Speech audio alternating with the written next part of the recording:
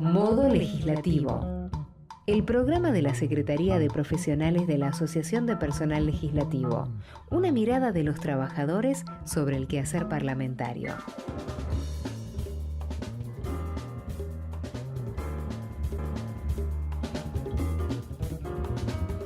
Bienvenidos, buenas tardes, compañeras y compañeros. Esto es Modo Legislativo, el programa de la Secretaría de Profesionales de APL.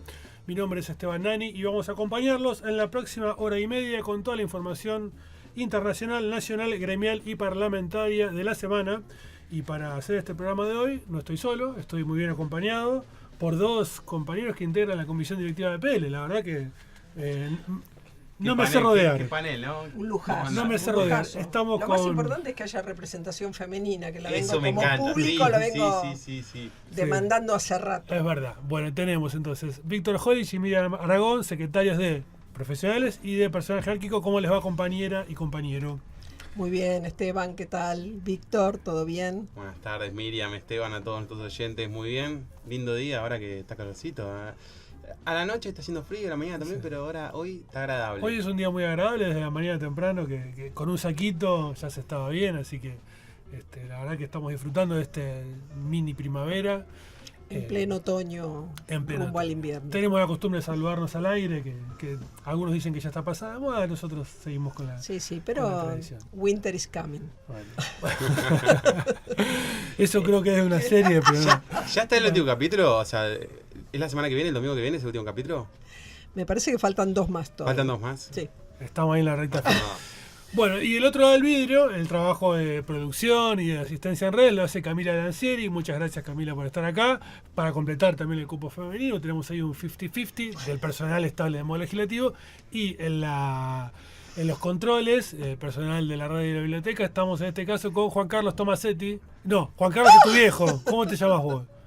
Lucas Tomasetti, me Juan traicionó. Carlos, digo, no, Bueno, no puede ser. Viajó conmigo por todo el rejuveneció. país Me explicando equivoqué. procedimiento parlamentario y ley de presupuesto. Digo, rejuveneció. Qué Bueno, bien que está. Le mandamos un beso a Juan Carlos. Muy bien, muchas gracias también por estar del otro lado del vidrio. Y tenemos al invitado en el piso ya para los que ven el video por YouTube, los que nos vean en diferido esta noche lo van a notar. Así que si les parece vamos a informarles a nuestros oyentes cuáles son las vías de comunicación con este programa y a continuación ya presentamos la entrevista del día. Seguinos en Facebook, Twitter, Instagram y YouTube. Somos Modo Legislativo. Entrevista. Muy bien, y como lo anuncia la cortina, estamos con un invitado que es la primera vez que visita la radio de la biblioteca.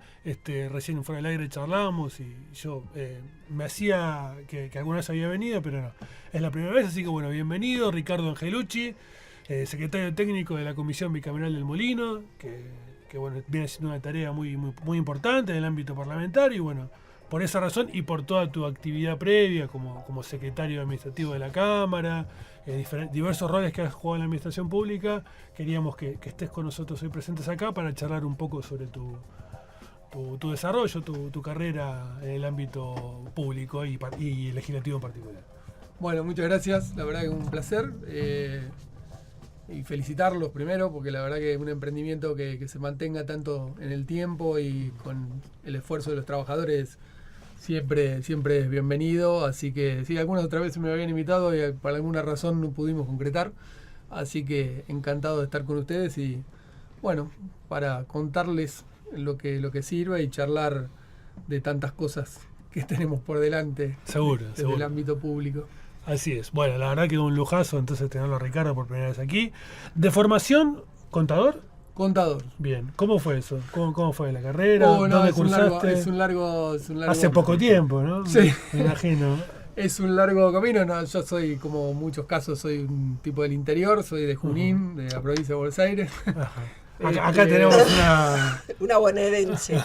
Soy de Arrecifes, claro, provincia de Buenos Aires, muy cerca. Claro. Y para hacerlo muy corto, digamos, como muchos de mi clase, soy producto del ascenso social de tan característico en nuestro país, hijo de ferroviarios, Junín, una ciudad ferroviaria, primer generación de universitario y quizás si me pongo a hacer memoria, quizás hasta primer generación que terminó el secundario completo de la familia, así que bueno, y ya por lo del año 79 recaí en La Plata, hice la carrera de contador, finales de la dictadura.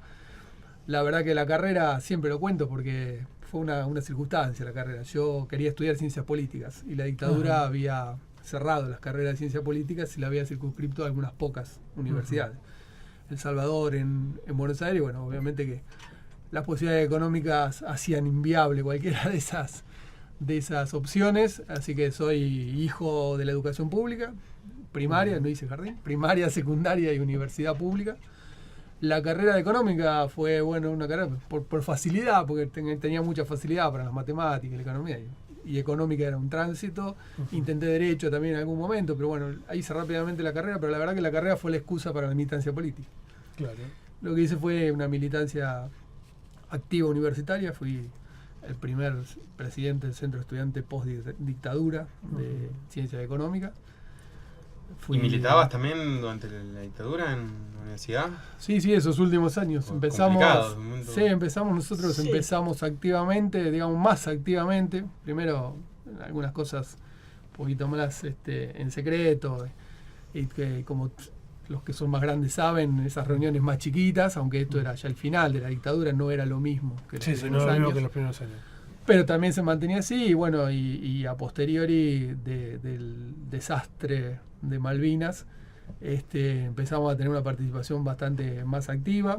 Nosotros teníamos un grupo muy pequeño que estábamos opuestos a la guerra en aquel momento. Soy de la clase de 62, que estaba con prórroga. Como pero soy la de esa mía, clase. también Claro. soy de esa clase, por eso te sigo con atención, porque es casi una réplica en versión Claro. masculina de mi vida. Claro. Bueno, sí, creo que mucho lo hemos pasado. Hay algunas películas que alguno se ve muy reflejado. Totalmente. Militante en los organismos de derechos humanos en La Plata, que era muy activo en aquel momento. Así que, bueno, la carrera al final se transformó en una excusa para esa militancia. Es más, me casé y tuve una hija antes de terminar la carrera, con lo cual la carrera la terminé después, a pesar de que me recibí a los 23 años. O sea, nunca demoré porque venía muy adelantado, pero la carrera fue una excusa.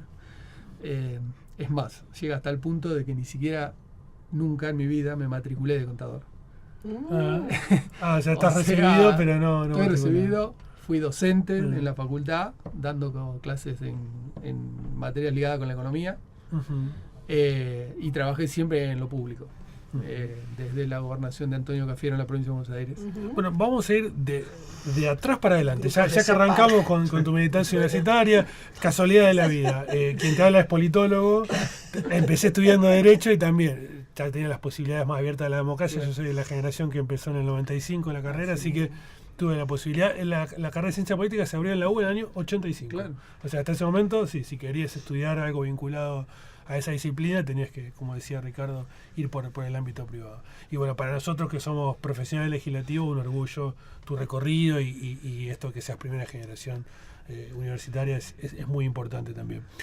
Porque aparte yo creo que eso después se transmite, ¿no? Que tus hijos, tu descendencia probablemente también estudien carreras universitarias y así, bueno, se va formando. Afortunadamente tengo 3 hijas Ajá. que han tenido la posibilidad de estudiar en una universidad, en La Plata, obviamente, y son profesionales. Bien. Bueno, quiere decir entonces eso, que el trasvasamiento generacional está ahí, por utilizar una palabra neutra. Bueno, Muy entonces neutra. hablemos un poco de tu ingreso a la administración pública, en qué contextos.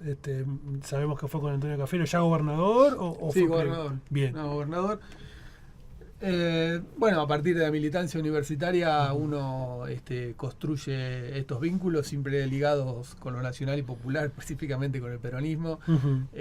Docentes de la facultad de la Universidad de La Plata, para decir algunos nombres que después trascendieron. En aquel momento era Jorge Remes, que volvía del Remes exilio. Lenikov, Claro, sí, Que después fue ministro de Economía. Claro, Jorge Remes fue uno de los profesores, de los tantos profesores que fueron reincorporados al inicio de la democracia como producto de las luchas de la política universitaria en aquel momento. Él había estado exilado mucho tiempo en Venezuela además, y cuando vuelve se reincorpora. Él era docente anterior a la dictadura, cesanteado y perseguido. Totalmente. Bueno, Jorge Remes, José Batela, fue el último presidente el de la Pepe. UIF, claro, Pepe Batela, último director de la UIF. Jorge Sarguini, ministro de Economía, Sí. diputado, presidente de la Cámara de Diputados de la provincia en la última etapa. Bueno, esos eran los compañeros referentes, un poco más grandes que nosotros, con los cuales empezamos a vincularnos cuando estábamos terminando de salir de la universidad. Naturalmente ellos formaban parte del CEPARG, recién la compañera hacía Centro de Estudio mención. para la Renovación Justicialista. Claro, Ajá. que fue, ahora se diría el think tank. Claro. Y Para fue poder así, utilizar un- fue el think tank que tenía Antonio Cafiero, porque si hay algo que creo que viene muy bien recordar y rememorar es que quizás la última gran expresión de planificación en términos de políticas públicas fue la que llevó adelante Antonio cuando llegó a la gobernación. O sea, Antonio llegó no viendo qué iba a hacer, sino con un plan que tenía aristas en todos los ministerios. Seguro. Se sabía que había que hacer canalizaciones en la provincia de Buenos Aires y se hizo el canal Mercante, digo, para poner un ejemplo, que fue una de las obras más grandes que se hizo hasta hoy. Se sabía que había que avanzar en la descentralización tributaria, que ahora está tan en boga, y Antonio Cafiero en el año 88, 89 Después. hace la primera descentralización de ingresos brutos hacia los municipios, dándole autonomía a los municipios con el inmobiliario rural. Antonio Cafiero desarrolla el Ministerio de la Producción cuando en aquel momento no estaba en los planes de nadie, en el año 88 con el Tati Bernet, que fue ministro y había sido gobernador de Santa Fe. O sea, realmente una política que partía de una planificación que no tenía ningún área no abordada.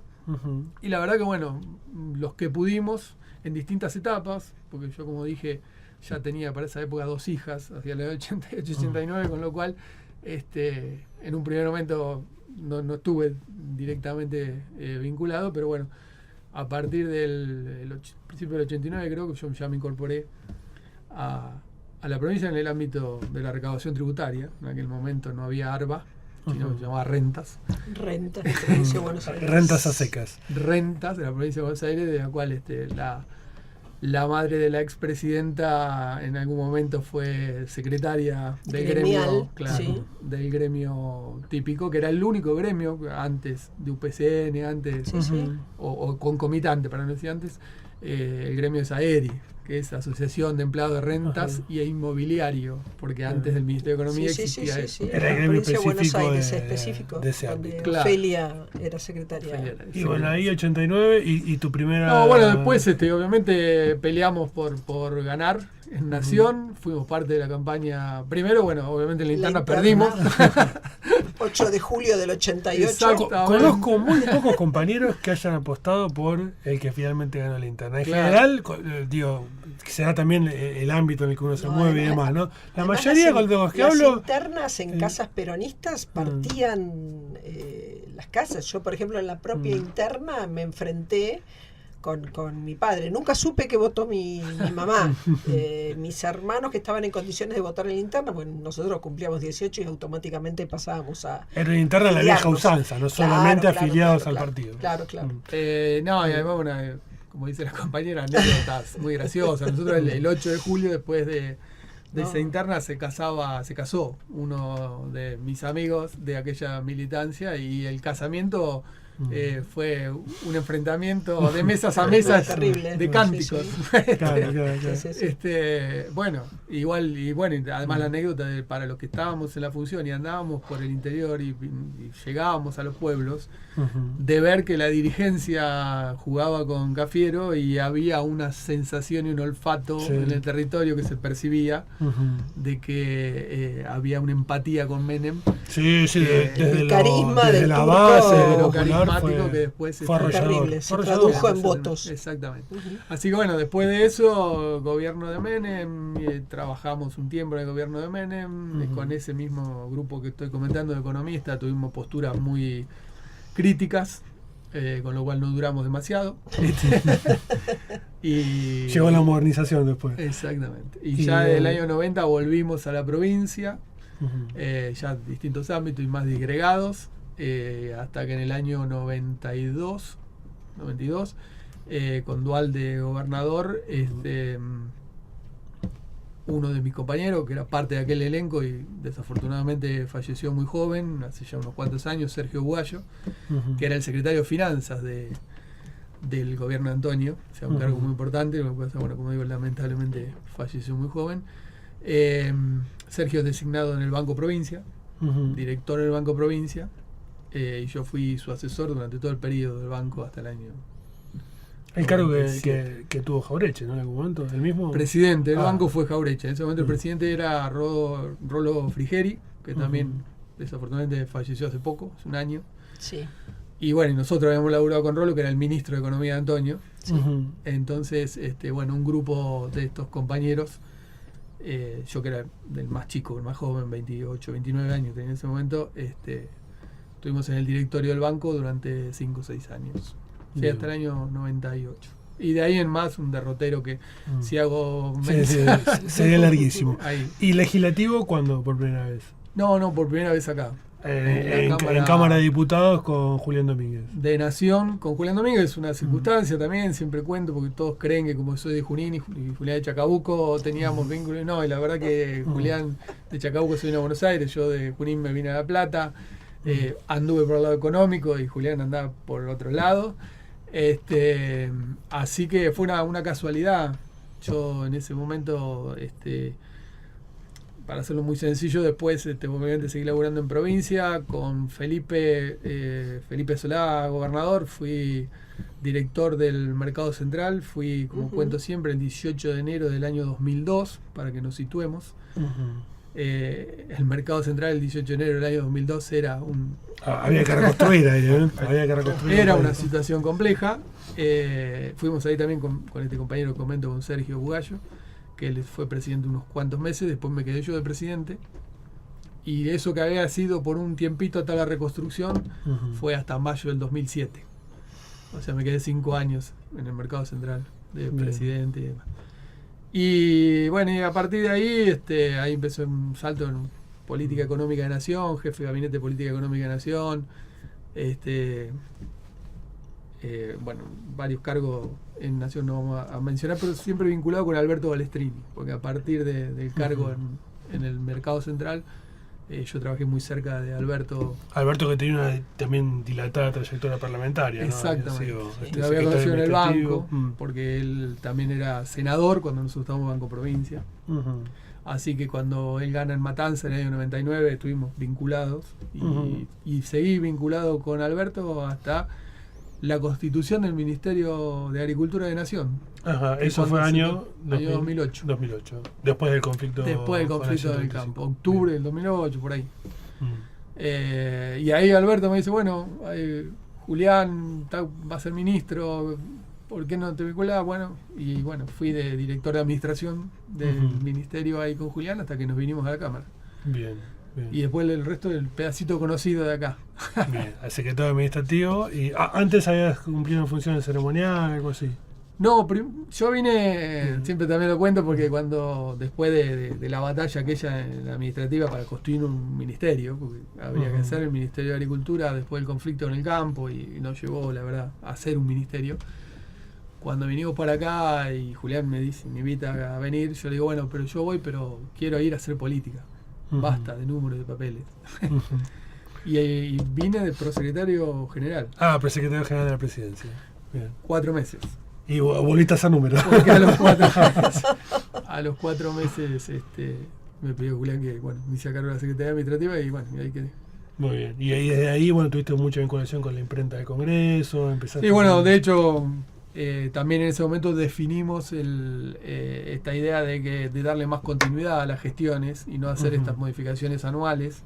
Sí, con eso lo cual, perdura. Claro, acordamos en aquel momento en definir quiénes iban a administrar y quedamos con la imprenta. Y la verdad que afortunadamente tuvimos una excelente relación con la imprenta. Bueno, primero con el compañero Antelo desaparecido, trágicamente muerto, pero la verdad que con él iniciamos un vínculo muy muy bueno. Y con el edificio, ¿no? También. Claro, que fue un vínculo que nos permitió trabajar un poco con el recurso humano, para decirlo de alguna manera, pero también básicamente con la modernización tecnológica y con la cuestión de tratar de resolver lo que había sido una tarea pendiente, que el otro día cuando se cumplieron 100 años, alguien leía que hace como 30 años se había escrito que lo que faltaba en la imprenta era tener un edificio propio con las condiciones necesarias. Bueno, y afortunadamente lo pudimos encarar, ese proceso, se pudo licitar y ahora, bueno, hemos retomado, porque también estoy un poco colaborando en ese tema. Estás de vuelta, ¿no? Con el proyecto del edificio, dando una mano. Hemos retomado, ahí justo cuando venía para acá, acabo de pasar y parar un poquito ahí, viendo cómo estaban encofrando y ya llegando al nivel de la calle en algunos lugares. Sí. A veces a pasos agigantados. Sí, la promesa es al presidente para fin de año que el edificio esté casi parado. Que supere el nivel 0. No, ampliamente. Ampliamente. Hace más de 60 años que se habla de la imprenta tengo un edificio propio. Totalmente. ¿No? Y la verdad que hoy en día es lo más cercano y ya están terminando el segundo subsuelo. Por lo que comentaba la otra vez. Sí, en un tramo. Víctor, además de secretario profesional, es trabajador de la imprenta, así que decís imprenta y se le prende la luz roja. Sí. No, en un tramo ya está a nivel de piso, en el tramo más chico. Y en el tramo más amplio, por eso recién acabo de pasar, se está encofrando el subsuelo final.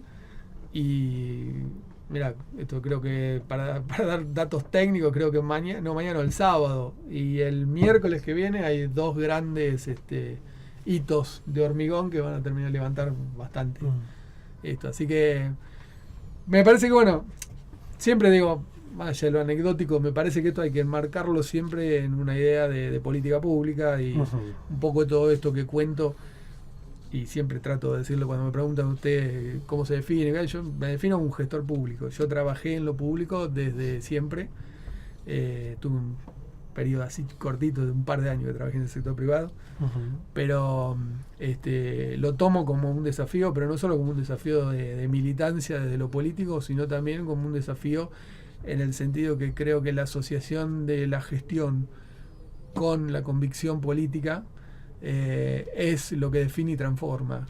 Y la verdad que en cada uno de los lugares donde me ha tocado estar, trato de que finalmente cuando uno se vaya, más allá de los buenos vínculos y del buen trato y de resolver los problemas de los compañeros, de la gente, realmente uno se pueda plantear esta cuestión de transformación de la realidad que le toca, pensando siempre en un país que tiene que ser evolutivo y que desde lo público tiene que tener servicios, como servidores públicos que somos. Y en un contexto donde lo público no siempre está bien visto, ¿no? A nivel social, me parece que ahí tenemos una tarea, todos los que trabajamos en la función pública, una tarea doble, no solamente esto que decía Ricardo, asegurarnos la capacidad de transformación de las organizaciones, sino también reconciliar de alguna forma a la institución con la sociedad. Sí. Quizás el trabajo en el molino está orientado para ese lado un poco, ¿no? Sí, la verdad que el molino es una sorpresa.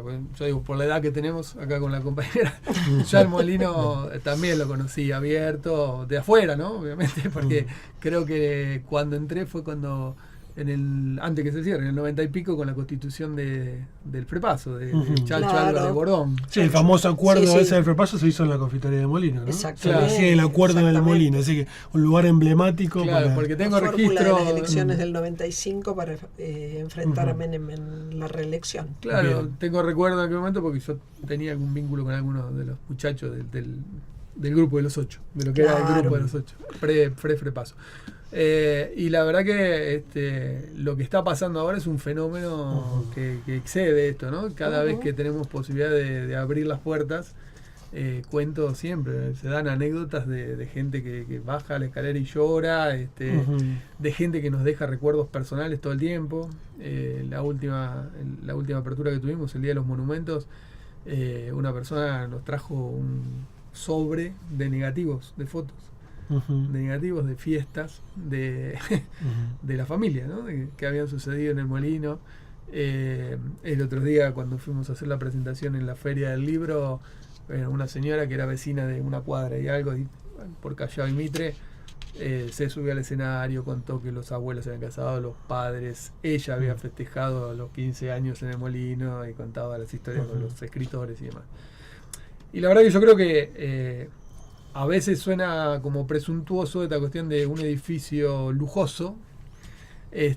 ¿Por qué se dedica el Estado a ponerle dinero? Y yo sobre esto tengo una postura que me parece que no es discutible y que tiene que ver con que cada uno de estos hitos son de alguna manera los puentes intergeneracionales de cómo se pensó un país a partir de su clase dirigente, y tenemos la obligación de rescatarlo en su esplendor máximo, con un criterio político absolutamente distinto, obviamente, de ponerlo a consideración de la mayor cantidad de gente que podamos del pueblo.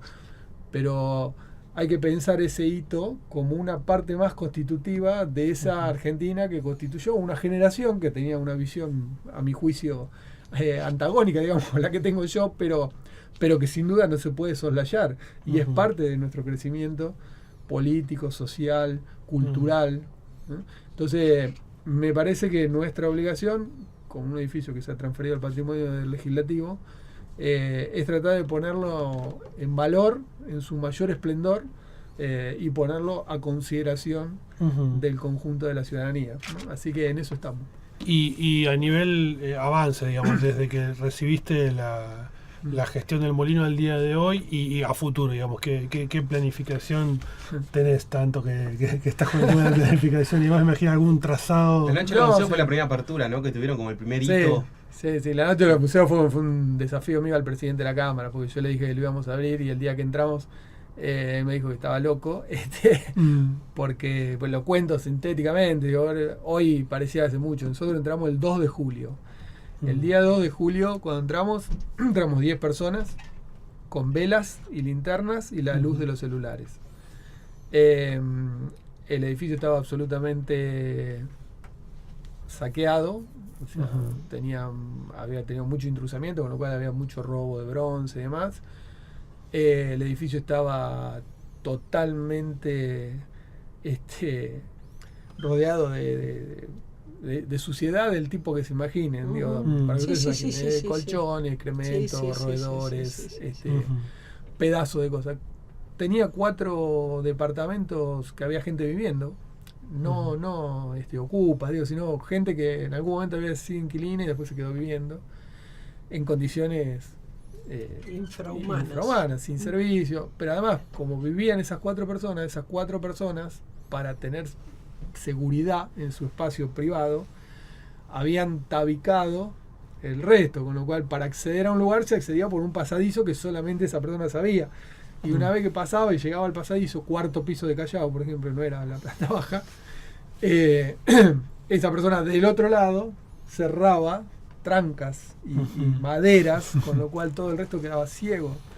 Digo, entonces ese es el estado en que entramos un estado de naturaleza, digamos, para utilizar una figura de la ciencia política. Inundación, agua, porque había pérdidas de agua de AISA, había pérdidas de gas, o sea, entonces cuando uno piensa eso, y ese día que te digo, ya que entramos 10, 15 personas, y entre ellos entró el presidente ese día, a los 2 días, y yo le digo, y te digo que el día de la noche del museo lo vamos a abrir y faltaban 3 meses, era una locura. Esto fue el año pasado. Esto fue el año pasado. Y lo abrimos con un esfuerzo me acuerdo porque era una noche que llovía cántaros. Y además tuvimos que dejar gente afuera, vino paraguas, las colas, paraguas. 4 cuadras, además toda una circunstancia, pues acá quiero destacar 2 o 3 cosas. Primero, el esfuerzo de la gente, de los chicos, porque nosotros el primer laburo lo hicimos con gente contratada, con restauradores, con el mismo espíritu que habíamos hecho lo de la Cámara. Y eran nada más que 20, 25 personas trabajando en restauración, y llegamos a ese punto. El equipo técnico que trabajó con nosotros, particularmente el caso de Miguel Mármora, que estaba con nosotros, y justamente un par de semanas antes nos deja, así que un esfuerzo de todos que hay que destacar, y se abrió. Pero volviendo a lo que me preguntaba sobre proyección, digamos, desde aquel momento hasta acá, es indudable que el edificio es un edificio de 7.000 metros cuadrados, con lo cual si uno pensara en el volumen de dinero que hay que destinar para poder recuperar ese edificio, es muy grande, y yo creo además que el Estado no está en condiciones de enfrentar semejante erogación en esta circunstancia como la que está hoy. En el contexto actual, no. Exactamente. Entonces, yo creo que acá hay que ser inteligente, hay que tener inventiva y demás, y bueno, en eso estamos trabajando. Un poco, ¿qué estamos haciendo ahora? Nosotros estamos haciendo una tarea que tiene que ver con la restauración y la recuperación, con artesanos, con un trabajo muy minucioso, pero a nivel artesanal, como digo, que esa es una cuestión que me parece a mí que es el dato distintivo, digamos, o sea, no estamos recuperando un edificio para pintarlo y remodelarlo, sino que lo estamos recuperando y restaurando para conservarlo en su estado original. O sea, si donde había mármoles... Ese es el objetivo, digamos. Claro, donde abajo de 10 capas de pintura había mármoles, tenemos que llegar al mármol. Claro. Bueno, una lógica parecida a la restauración del palacio. Exactamente, ¿no? exactamente. Es un plan maestro, es un plan maestro integral. El plan maestro integral lo aprobó la Comisión Nacional de Monumentos Históricos. Es un plan modular, o sea que se va desarrollando a lo largo del tiempo y por espacios, y es flexible, es mutante, porque lo que vamos encontrando todos los días se modifica. Y se modifica tanto en los aspectos materiales, que tiene que ver con esto que cuento, abajo de la pintura encontrar mármol, que uno no pensaba, o abajo de una pintura encontrar bronce, pero también en los aspectos inmateriales. O sea, la historia del molino es una historia que la estamos escribiendo, o bueno, estamos recopilando infinidad de cosas, pero la estamos escribiendo todo el tiempo. No había certeza plena sobre el momento que se implantó la confitería, no había certeza plena sobre si había vivido una persona o no, no había certeza plena sobre el tema de la carta gastronómica, si se había hecho por H o por B, digamos. Sobre los mitos de los tangos que se habían escrito. Sí. Bueno, todo eso lo estamos recopilando en términos históricos, de la parte inmaterial, digamos, que va en paralelo.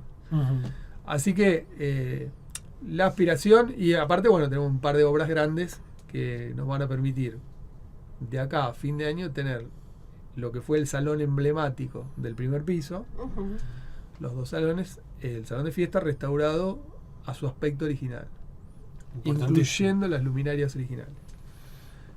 Una parte de la fachada, la cúpula, eso lo estamos haciendo en colaboración con el gobierno de la ciudad, que está poniendo dinero para esa tarea. Y bueno, y hacia fin de año lo ideal sería tener el pliego resuelto para avanzar en la concesión de la confitería, que ya tiene recuperada. Que la idea es que funcione como era antes, ¿no? Con la panadería, con toda la... Lo dice la ley. O sea, hay que respetar incluso la carta gastronómica. Como digo, siempre adecuándola a la dieta actual, ¿no? Porque algún menú vegano, algo, ¿no? No, porque celíacos, pero igualmente. Uno ve el pan dulce y tenemos varias recetas de los pan dulces. Y uno ve el pan dulce y en un kilo de pan dulce 22.000 huevos. Uno pasaba a buscar los merengues. Yo me acuerdo porque trabajaba, ingresé a la Cámara en el 88. Claro. Y volví a casa y me acuerdo que me mandaba mi marido, me mandaba, no te olvides de los merengues del molino, que era el postre de la noche, y era un buen rato de espera porque te lo hacían en el momento. Claro. Espectacular. Claro, todo artesanal. Claro, así que bueno, eso, pero bueno, la intención es que con esa impronta la confitería podamos concesionarla hacia fin de año o principio del año próximo. Más allá de que la confitería hoy, digamos, está recuperada en términos edilicios, ya tiene toda la iluminación original, los vitrales han sido restaurados en su totalidad. Bueno, es un hecho que muchos no alcanzaron a ver nunca los vitrales recuperados e iluminados, porque ya en la última época no estaban iluminados. El día de la Noche de los Monumentos nosotros los iluminamos, están restaurados y están iluminados. Así que hay muchos avances interesantes. Impresionante. Bueno, tendremos que ir a una tanda, si les parece. ¿Te quedás un bloque más? ¿Cómo venís de tiempo? No, me quedo. Bueno, me parece que la charla es interesante y da como para que la extendamos un poquito más. Si les parece, entonces vamos a un tema musical, extendemos un poquito y hacemos un segundo bloque. Estamos con Ricardo Angelucci, secretario técnico de la Comisión del Molino, que está trabajando, arduamente en la restauración de este patrimonio histórico nacional. Vamos a ir entonces a un tema de los Piojos. Desde lejos no se ve. Seguí escuchando BCN. Seguí escuchando BCN.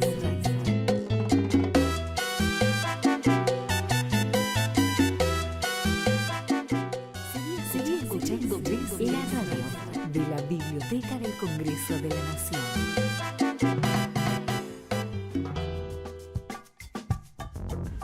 Muy bien, segundo bloque de modo legislativo y seguimos con la entrevista en el piso. Le agradecemos la gentileza a Ricardo Angelucci, secretario de la Comisión Bicameral del Molino, que bueno, decidió quedarse un bloque más con nosotros, medio que se lo planteamos ahí al aire, no tuvo mucha opción, su agenda se lo permite, así que bueno, estaba muy interesante la charla, así que gracias Ricardo por seguir con nosotros. De mi parte, preguntarte qué importancia le atribuís a lo político, si se quiera, que la gestión, digamos, política del presidente Emilio Monzó y, por ejemplo, el diputado Daniel Filmus estén tan involucrados en lo que es el molino, lo que es el día a día. Sabemos que el presidente va a todas las reuniones, que se celebran ahí en el Dalia Parodi. ¿Qué importancia le asignás a esa cuestión? Sí, no, me parece que ese tema es fundamental. Dos cosas me parece para destacar. La primera es que la ley es del año 2014, principio prácticamente del 2015, y la verdad que como la ley preveía que el Ejecutivo fuera el expropiante, bueno, justamente en una salida de gobierno, en un cambio de gobierno, no se avanzó demasiado. Entonces el primer dato, la verdad que muy alentador, en términos de institucionalidad política, fue que aún en el recambio de gobierno el proceso siguió. Y se llegó a que durante este gobierno se pudiera realizar la expropiación y el posterior traslado al Poder Legislativo. Entonces ese me parece que es un dato fundamental. Y el segundo dato es esta cuestión de que una comisión que tiene la característica de la participación multipartidaria de las distintas fuerzas haya tenido la unanimidad para trabajar en esto. Y la verdad que en esto el presidente de la Cámara, Emilio Monzó, ha tenido una generosidad muy amplia, porque ha convocado a todos los participantes e incluso fue a su propuesta la de incluir a Daniel Filmus como presidente de la Cámara, como presidente de la comisión, y la verdad que el trabajo ha sido en absoluta mancomunión, sin ningún tipo de tropiezos, y al contrario, poniendo el hombro permanentemente. Del lado del diputado Filmus ha estado no solo en las reuniones, sino que ha estado en los eventos, en estas aperturas que hemos hecho, ha participado y participa de las visitas que solemos tener, tanto de visitantes políticos como visitantes a veces extranjeros.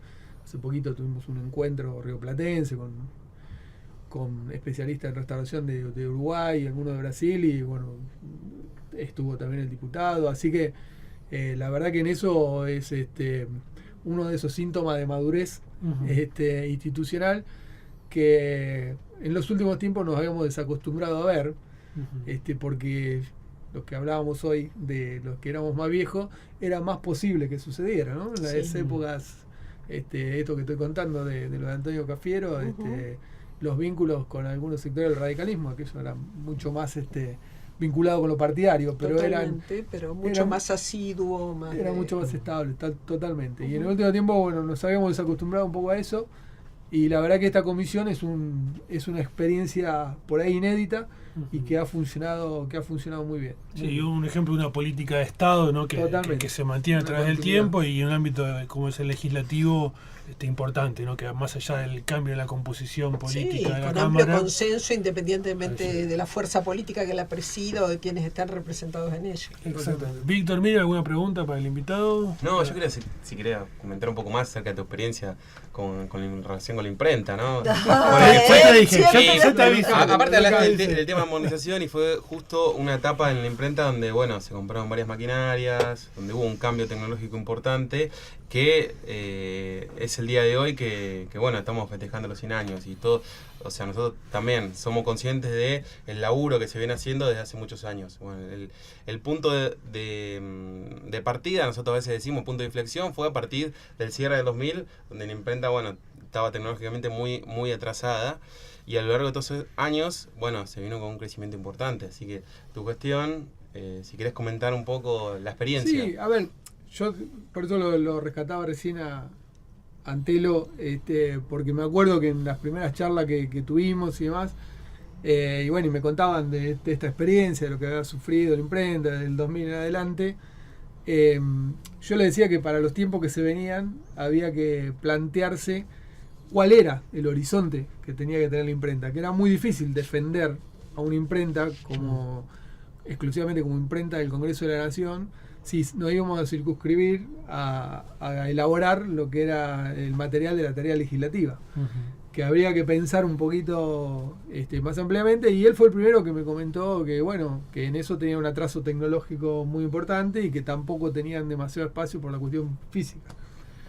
Y me acuerdo porque bueno, yo le dije, bueno, entonces vamos a empezar con la modernización tecnológica, y de hecho, bueno, creo que en los 4 años no paramos de comprar máquinas. Yo en esto no voy a hablar técnicamente porque no es mi métier, digamos, y desconozco, pero me acuerdo que desde la impresora más grande, las dobladoras y demás, bueno, digo, fueron cada uno de los pedidos que tuvimos, en la medida de las posibilidades lo fuimos incorporando. Y la editorial también. Claro, y después de eso, la segunda cuestión fue decir, bueno, ¿y por qué no pensamos en ver cómo desde lo público desarrollamos una editorial? Y yo me acuerdo que le planteaba lo que había sido la experiencia de Udeva, que estaba bastante caída en aquel momento, y yo le digo, bueno, tenemos que empezar a trabajar sobre esta idea. Bueno, trabajamos con alguna universidad en aquel momento en algún diseño, y se pudo avanzar, y nos quedaba al final el tema del edificio, y eso fue el último año, y bueno, también dejamos plantada la idea del nuevo edificio. Afortunadamente también en esto, con el cambio de gobierno, también hubo una continuidad en la política pública, y por el contrario, el nuevo gobierno y el nuevo presidente y el secretario que estaba a cargo de la imprenta han avanzado en incorporar trabajo. Bueno, ahora están trabajando con el tema de lo electoral, ya lo habían trabajado en el 2017, o sea, trabajos de tercero que generan esos ingresos genuinos que permiten desarrollar algún otro tipo de inversión. Entonces me parece que eso es un poco una idea de planificación de un año de gobierno que no solo sostiene los logros que alcanzó, sino que también se proyecta pensándose en términos evolutivos y en términos de adaptación a las nuevas demandas, ¿no? Entonces me parece que siempre con permanencia en el tiempo, independientemente de la gestión de turno. Exactamente. Sí, Eso es fundamental. Y también mientras escuchaba a Ricardo pensaba Gustavo Antelo, compañero que ha sido en lo personal un amigo y también un referente gremial ineludible, secretario junto de Pérez tantos años. Miguel Mármora también, compañeros que bueno, trágicamente han fallecido, pero que han dejado una huella, y la importancia de los que quedamos de tratar de continuar ese camino, Sí, ¿no? Tanto en el molino como en la imprenta, honrar el trabajo de los que nos precedieron, seguir haciendo, ¿no? Es un poco la... Sí, yo creo que tarea. bueno, vos nombrabas 2 casos donde justamente la acción se condice con la convicción. Y yo creo que si hay algo que trato de permanentemente inculcarle, yo trabajo en general con gente mucho más chica que yo, todos los que están trabajando en el molino son mucho más chicos que yo, y lo que trato de inculcarle siempre es que desde lo público el gran desafío es esto, es pensar, tener convicción, pero sostenerlo con el cuerpo, sostenerlo con la acción. Ponerte la camiseta y salir a sudarla a la cancha. Y todos, eso es fundamental. Creo que la compañera me puede en esto acompañar a lo largo de 30 o 40 años, lo que ya tengo 30 o 40 años en esto. Hemos visto muchas defecciones en este sentido. Sí, totalmente. En no sostener con el cuerpo lo que se declama discursivamente.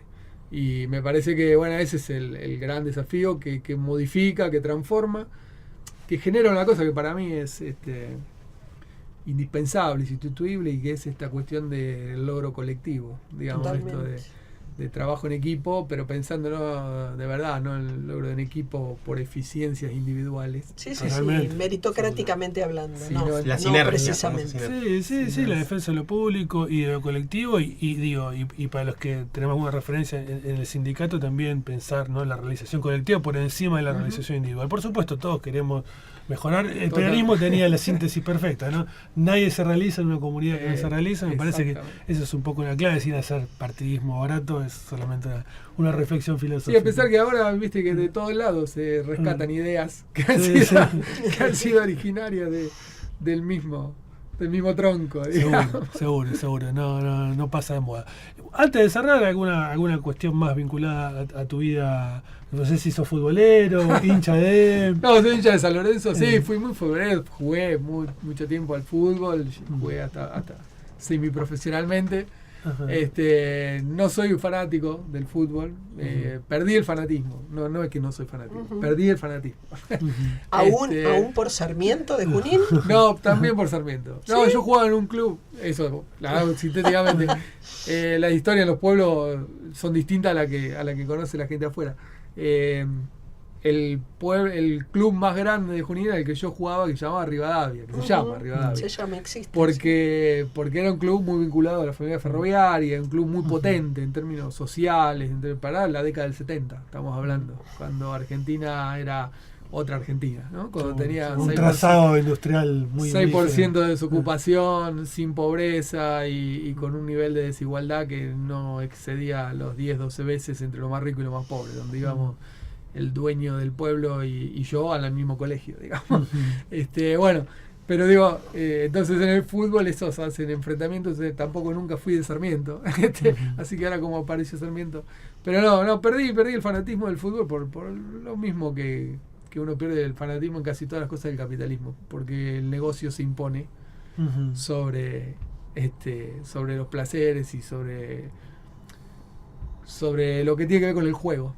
O sea, lo lúdico ha quedado bastante relegado respecto al marketing y al negocio. Sí. Pero me imagino que por tus antecedentes no te debe disgustar ver un buen partido de fútbol, buen jugado, veo el un buen montón, pie, digamos. veo un montón, conozco, me gusta mucho el básquet, también jugué al básquet, como en todos los pueblos chicos uno juega a todo. Sí, O sea, nada, juega al rugby, un palier todo. juega al vóley, juega en la Sí, yo selección vóley de Junín al también. vóley, así que Sí. veo todos los deportes y veo bárbaro y bueno, pero ahora trato de elegir lo que veo, o sea, veo al City y a los equipos de Guardiola, me encanta.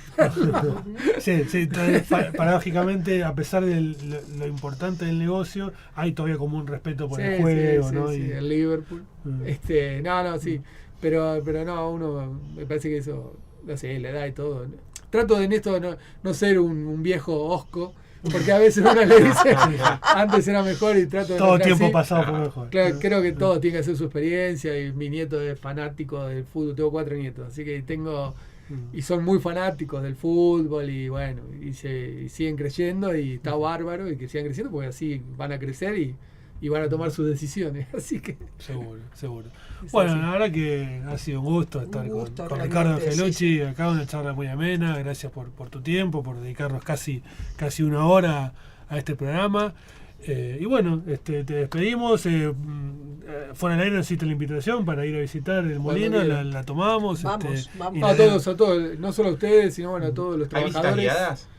Las visitas guiadas las vamos a empezar seguramente en el segundo semestre, valga la frase. o sea, nunca. No, nosotros vamos a cumplir, de verdad, porque no. Me da un poquito de miedo esa frase. Porque lo hemos dejado un poquito postergado por esto que les comentaba también fuera de aire, que tiene que ver con que hay mucha obra y hay mucho polvo y demás, y a veces la gente les molesta esto.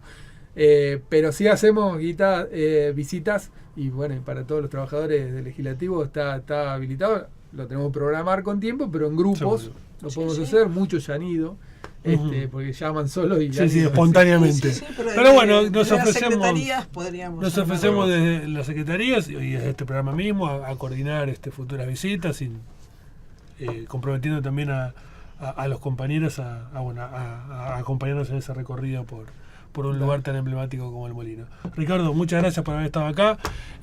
Vamos ahora a una tanda musical y ya lo tenemos al licenciado Leandro Greca, que tiene los puños cargados de verdades y de información parlamentaria. Así que vamos a ir a escuchar un tema de Queen, Radio Gaga, y volvemos.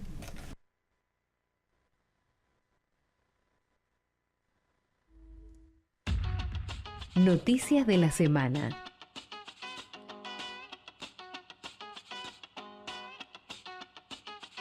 Muy bien, tercer bloque de modo legislativo. Ya tuvimos la entrevista del día, una extensa entrevista con Ricardo Angelucci, secretario técnico de la Comisión del Molino. Y bueno, nos queda pendiente, por supuesto, el resto del programa. Estamos para este tercer bloque con una renovación en el personal. Lo tenemos a Leandro Greca. ¿Cómo estás, Leandro? Buenas tardes, compañeros, compañeras. Un abrazo grande a toda la audiencia. Que va a participar también de este panorama informativo y de las noticias parlamentarias específicamente hablando. Pero antes, la compañera Miriam Aragón, secretaria del personal jerárquico, nos quiere traer un par de novedades gremiales de APL que son importantes que los compañeros escuchen. Han pasado varios hechos que podríamos decir de menor a mayor, que comenzaron el viernes pasado, muy recientes. En general el gremio está en ebullición y produciendo hechos de carácter político, pero realmente fue muy emotivo el acto en conmemoración de los primeros 10 años de la agrupación Rucci, en sede del gremio, con la presencia de Norberto Di Próspero, nuestro secretario general, en un tono pocas veces visto por todos nosotros y sobre todo sentido, porque fue muy intimista, habló de él como persona, más allá de él como dirigente, de la necesidad de que lo acompañemos, más allá del proyecto, como persona. Realmente un placer, y agradezco que me hayan invitado a los compañeros de la Rucci. Le mandamos un beso a los chicos de la agrupación, 10 años la verdad, trabajando. Muy lindo, muy lindo, y estuvo prácticamente la comisión directiva en pleno, que fuimos todos invitados. ¿Y esta semana? Esta semana tuvimos la presentación de una nueva agrupación feminista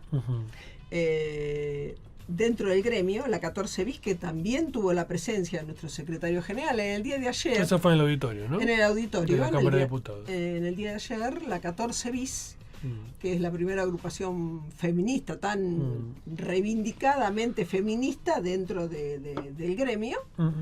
Y lo más especial de esto, que si bien es de origen radical, su conformación fue el gratísimo homenaje que se le hizo a Paquita Córdoba, la primera secretaria de la mujer de APL, que realmente es un placer escucharla aún hoy y reivindicar los valores de siempre. Seguro. Eso fue muy importante. Y en el día de hoy tuvimos un plenario en el Salón Arturo Jaureche de Combate de los Pozos, también presidido por el secretario general, Norberto Di Próspero, donde muy cortito y al pie nos comunicó pocas cosas pero contundentes y que son importantes para todos los legislativos. Pidió sendas reuniones con autoridades de ambas cámaras, tanto de Senado como de Diputados. La primera la tenía hoy con el presidente de la Cámara de Diputados a las 3:30 de la tarde. Los temas a tratar eran la desigualdad de ciertas categorías de personal y dado el contexto económico-social que se está viviendo en el país, que nadie puede discutir o siquiera disimular o pasar desapercibido, para aquellas categorías que aún siguen existiendo, especialmente a quienes ingresaron a la Cámara a través del programa de inclusión, que son la categoría 14, 13, 12, 11. Dijo que eso no podía ser así, se iba a convertir para él en una prioridad e iba a tratar que la mayor parte de estos compañeros lo iba a charlar con el presidente y pedir que lo relacione con el secretario parlamentario, el secretario general de la presidencia y la secretaria administrativa, Florencia Romano, para poder ponerse de acuerdo respecto de un plan de acción en tanto estas categorías tan bajas con relación a lo que es la categoría media de Senado. Creo que en Senado los compañeros que integran el programa de inclusión, no sé si se llama así, el personal con discapacidad, son categoría 6. Sí, entre 8 y 6. Sí, lo que manifestaba por lo que le escuché a Alberto decir hoy, así que bueno, quizás un plan similar que sean 8, en fin, que sean más arriba de la 10, me parece. Exactamente. Que es un poco el o objetivo. que empiece, como decía él, como habíamos en algún momento acordado de alguna manera, que la categoría más baja fuera la 10, así no un ingreso a partir de la 14 y después las automáticas. Muy bien. Y el otro tema importante era plantear algunos problemas que habían surgido como consecuencia del dictado de algunas resoluciones contra las que el gremio no se iba a oponer, pero que habían sido totalmente sesgadas y sectarias y insuficientes con relación al pedido, respecto del cual se hizo una presentación expresa firmada por el secretario general, por las designaciones en los puestos aún vacantes de jefes y secretarios de la dirección comisiones en general y de la Secretaría Parlamentaria en particular, también de otras dependencias. Y bueno, y la Asamblea, que es la y más fundamental, importante. por estas cosas, que ya se empiezan a hablar, por la necesidad de estar atentos al nuevo incremento que se negociará a partir del 1 de agosto en nuestra paritaria, es fundamental que asistamos todos a las 12, el próximo martes 21, al Teatro Empire. Previamente cada sector se nucleará a partir de las 10:30 para más o menos marchar 11:15 y dar 2 vueltas en torno al Congreso antes de ingresar el abrazo simbólico de siempre al Congreso. Cada vez vamos tratando de que esté un poquito mejor. Sabemos que el Empire nos queda chico, entonces tratamos de entrar y salir. También quedarnos hasta el final algunos cuantos para leer realmente lo que importa, que es la memoria y balance que se hace en la parte de atrás una vez que firman todos en las mesas ante la presencia del veedor del Ministerio de Trabajo.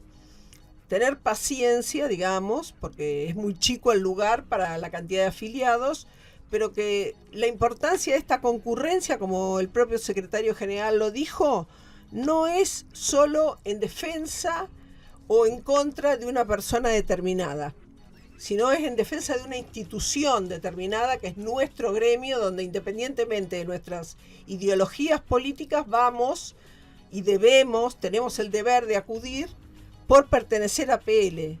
Y en defensa propia, en definitiva, en defensa propia de nuestros derechos laborales, máxime en este contexto. También se explayó en cuanto a la posibilidad de hablar del pase a planta de aquellas personas que ya tienen varios años como transitorios con cada una de las autoridades de ambas cámaras. Bueno, entonces ahí tenemos el menú completo, el combo entero, muy bien graficado por la compañía de Miriam Aragón. Entonces, Asamblea de Memoria y Balance el próximo martes 21, importancia de la participación de los afiliados, no solo para aprobar el ejercicio económico financiero del gremio, sino también para mostrar la unidad de cara a lo que viene, que tiene que ver con lo que estaba planteando la compañía recién. En el ámbito de las noticias, ¿te parece vamos a lo internacional, Leandro? Perfecto. Te agradecemos siempre tu colaboración en la redacción de las mismas. Bueno, arrancamos. Paro nacional universitario en Brasil. Docentes y estudiantes de 70 universidades e institutos brasileños llevaron adelante una medida de fuerza contra el recorte presupuestario ordenado por el gobierno. Las manifestaciones tuvieron como epicentro las ciudades de San Pablo y Río de Janeiro y estuvieron precedidas por asambleas en diferentes puntos del país. Esta medida de fuerza representa el primer desafío de los trabajadores organizados al presidente Jair Bolsonaro. Bueno, no la está teniendo fácil Bolsonaro. En el día a día uno escucha noticias que vienen de Brasil, que la legitimidad política de su mandato no sé si está puesta en duda, pero por lo menos está una sociedad como la brasileña que en el último tiempo ha sufrido importantes transformaciones regresivas para los trabajadores, como fue el caso de la reforma laboral durante el gobierno de Michel Temer, cuando parecía que con Bolsonaro y esta especie de giro a la derecha o una postura más dura en el ámbito de la fuerza de seguridad y de las relaciones internacionales iba a encontrar menos resistencia en el pueblo brasileño, parece que está aconteciendo lo contrario, ¿no? Y además parece que progresivamente, a medida que avanza su mandato y se va sintiendo cierto grado de comodidad, se va quitando el bozal que se puso durante la campaña electoral para no cometer ciertos exabruptos. Y hay discursos ciertos rimbombantes, así que tienen mecha corta, digamos, cuando se agota esa estridencia, queda la gestión, queda la necesidad de darle respuestas a lo que pide la sociedad cuando se moviliza, los trabajadores, los estudiantes, los docentes en este caso, y cuando no hay respuesta, cuando quizás tampoco la actividad económica no acompaña como debiera acompañar, teniendo presente el volumen y el mercado que significa Brasil, bueno, empiezan los sinsabores en la gestión, ¿no es cierto? Las primeras manifestaciones. Algunos que comparaban a Trump con Bolsonaro, me parece que la gestión económica de Trump en Estados Unidos, a costa de los países vecinos, por supuesto, ¿no? Y todo lo que Trump representa, pero en términos económicos y de progreso industrial, lo de Estados Unidos es digno de destacar y creo que Brasil está lejos de poder emular ese crecimiento económico, con lo cual uno espera más conflictos como este. Y baja el índice de desocupación, que pasa a ser uno de los más importantes. Sí. Uno de los índices más codiciados. Sí, totalmente. Bueno, de los últimos 50 años para Estados Unidos. En el ámbito nacional, bueno, varias noticias importantes en la semana. Se conoció el dato de la inflación el día de ayer, un poco más baja de lo esperado, pero que sigue siendo alta, ¿no? 3,4 y un acumulado de 15 puntos. Nada para festejar, digamos. Exactamente, nada para festejar. Pero lo más central que rescató el equipo de redacción de este programa es que Cristina Kirchner se hizo presente en la reunión del PJ. ¿Sí? La expresidenta participó el pasado martes de una reunión de la Comisión de Acción Política del Partido Justicialista. Diferentes analistas coincidieron en afirmar que Cristina no asistía al edificio de la calle Mateo desde el año 2003. Dato importante. Además, el presidente del PJ, José Luis Gioja, asistieron, entre otros dirigentes, los gobernadores Gildo Insfrán, Lucía Corpachi y Rosana Bertone, de Formosa, Biendío, Catamarca y Tierra del Fuego, los sindicalistas Hugo Moyano y Ricardo Piñanelli, de Camioneros y Esmata, respectivamente, y los intendentes Gustavo Menéndez, Fernando Grey y Verónica Magario. Sé que Magario de La Matanza, no me pongan en aprieto. Merlo Menéndez y Esteban Echeverría, Fernando Grey y presidente del PJ de la provincia de Buenos Aires. Bien. Sí. Esta reunión tuvo como contexto inmediato, por supuesto, la victoria electoral resonante de Juan Schiaretti en la provincia de Córdoba y de Martín Yarlora como intendente de Córdoba Capital, un distrito Patio que históricamente radical, había sido patrimonio del radicalismo. Desde hace 46 años el PJ no ganaba la intendencia de Córdoba Capital. En la década del 90 hubo un interregno, ¿no? A cargo de Camerat. Germán Camerat, que era de la UCD. Era de la UCD, sí, en su alianza con Menem. Bueno, en esta semana, digamos, volátil y como siempre decimos, en este país se aburre el que quiere porque con tantas noticias. Si te parece, Miriam, vos decime la gremial, así lo anotamos a esto que dijimos del PJ y después la parlamentaria se la dejamos a Leandro si hace el informe respectivo. ¿Qué 29 tenemos? de mayo, paro nacional.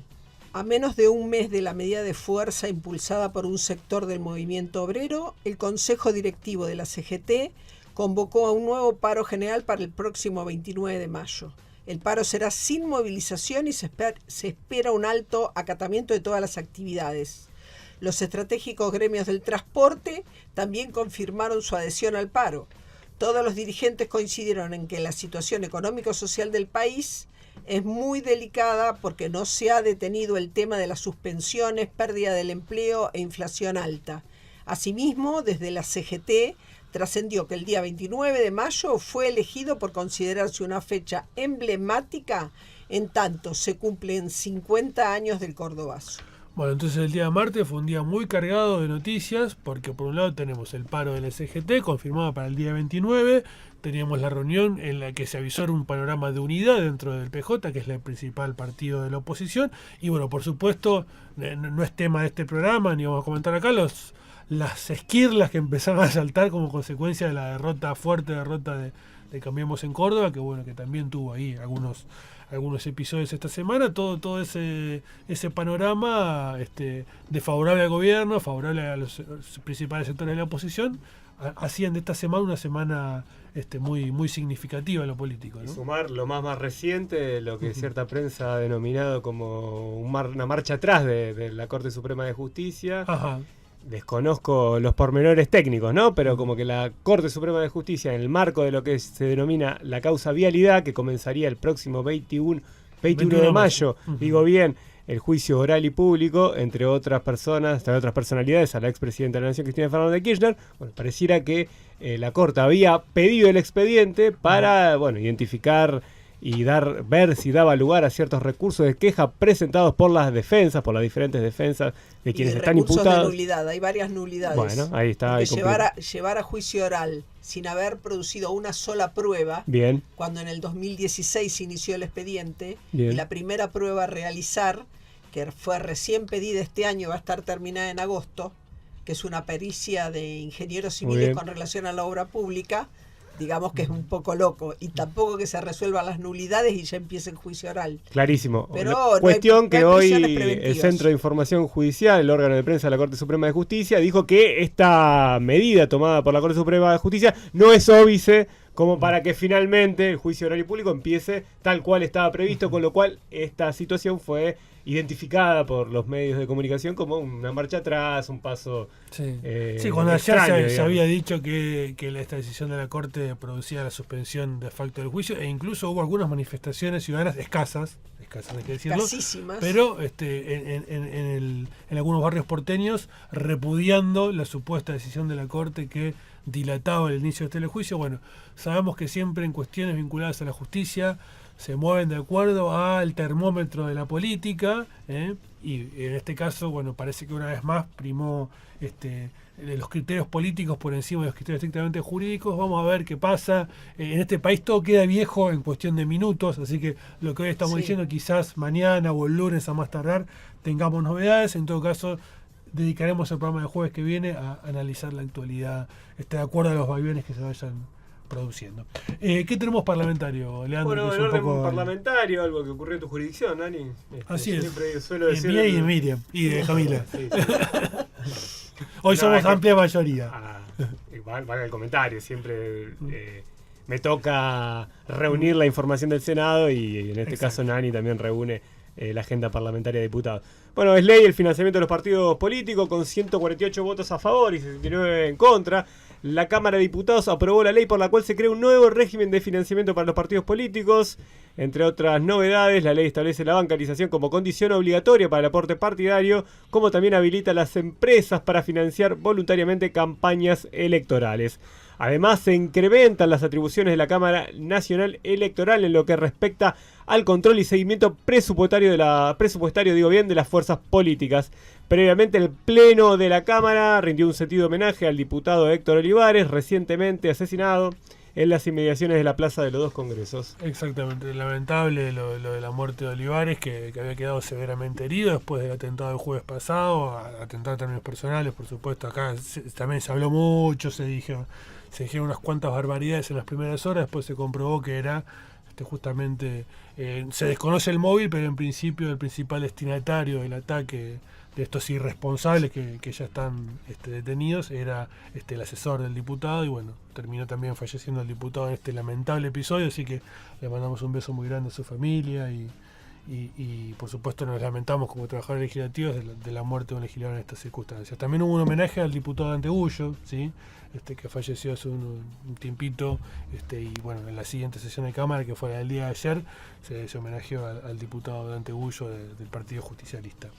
Con relación, quería decir al diputado Olivares, creo yo que independientemente de las palabras vertidas desde todos los bloques, representantes de todos los bloques, lo más importante fue la aprobación de un proyecto que venían, digamos, retrasando desde hace muchísimo tiempo, porque es la tercera o cuarta vez que lo reproducen, que se aprobó por unanimidad, que es un proyecto de ley de promesa de lealtad a la Constitución Nacional para en todas las escuelas del país, el primer día hábil posterior al 1 de mayo.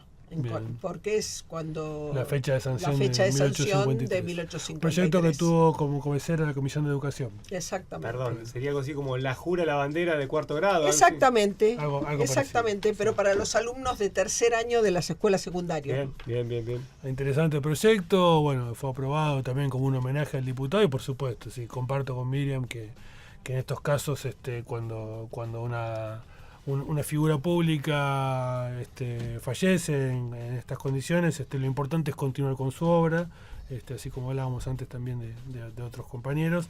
En este caso, el diputado Olivares ha dejado su huella con este proyecto, que esperemos que en el Senado obtenga la sanción. Mirás como si tuviese algún tipo de ascendencia sobre los 72 fue muy senadores. Interesante porque no formaba parte del temario de la sesión especial, en absoluto. Te encomendamos la tarea de aprobarlo en el Senado, que seguramente es una tarea sencilla. Con lo cual hubo que hacer una moción de tratamiento sobre tablas, que por supuesto fue unánime, y también unánime la aprobación, 0 abstención, 0 voto en Supongo contra. que había cuenta del antecedente, Por algún supuesto. tratamiento tendrá en el mediano y plazo, además el corto, tema mediano de que en una sesión especial a veces se pueden apartar los diputados del reglamento cuando hay voluntad política, como es el caso, para eso están las mociones, obviamente. Bueno, muy importante, el sentido homenaje al diputado Olivares, que no solamente se restringió a las palabras de rigor, sino que tuvo esto Sí, sí. que ustedes bien señalan, ¿no? Su correlato en la acción parlamentaria. Muy interesante. En el Senado, ¿qué pasó?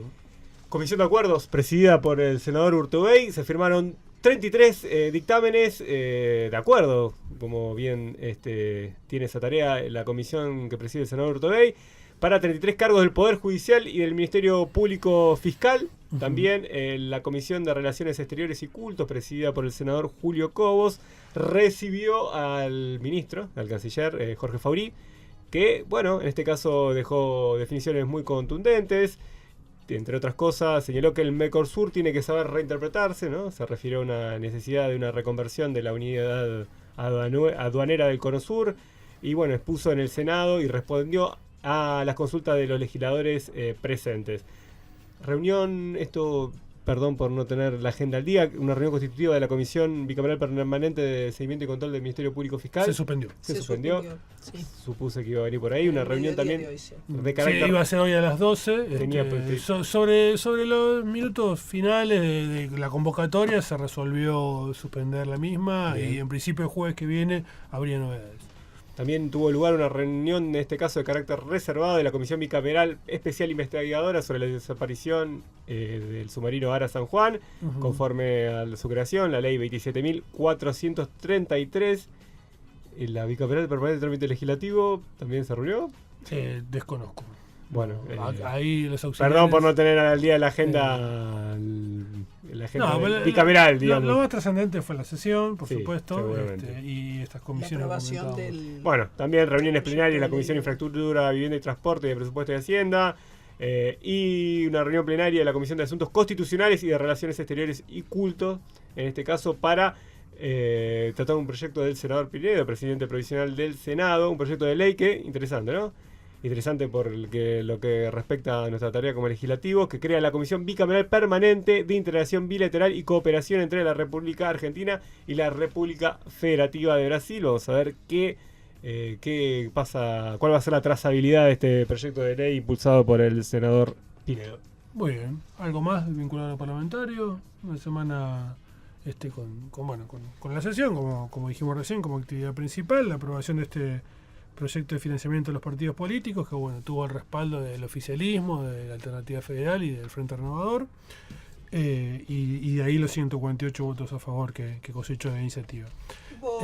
Ante la primera votación nominal debieron esperar bastante, porque si no, no les daba el número, porque es sobre el total de los miembros del cuerpo. Por artículo 77, última parte de la Constitución Nacional, se necesita una mayoría grabada y no se conseguía, pero sobre el total de los integrantes de la Cámara. Si no se sentaban todos, por eso hubo un breve lapso que mostraban imágenes desde arriba del recinto, porque se estaba tratando de que acudiera la mayor cantidad posible. Habría unos 185 diputados, no daban los números, y lograron sentar 216 y ahí sí largaron la votación nominal. Bueno, siempre Miriam atenta a las cuestiones reglamentarias porque su experiencia parlamentaria así lo indica. No nos queda tiempo para recomendaciones cinematográficas. Yo no vi Game of Thrones, así que no puedo recomendarla.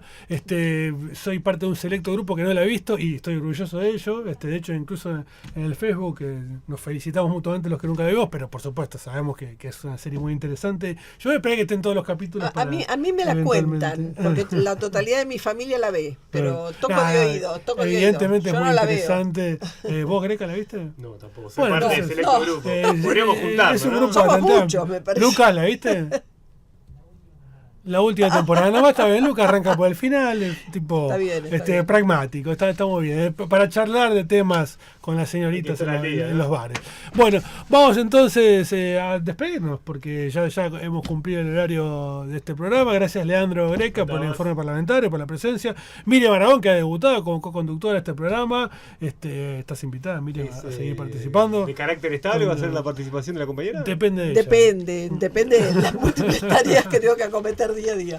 Gracias Miriam, gracias Camila de Serie, que estuvo en producción, redes y demás, y a Lucas Tomasetti, que nos acompañó desde los controles. Nos vemos Dios mediante jueves que viene. Hasta luego.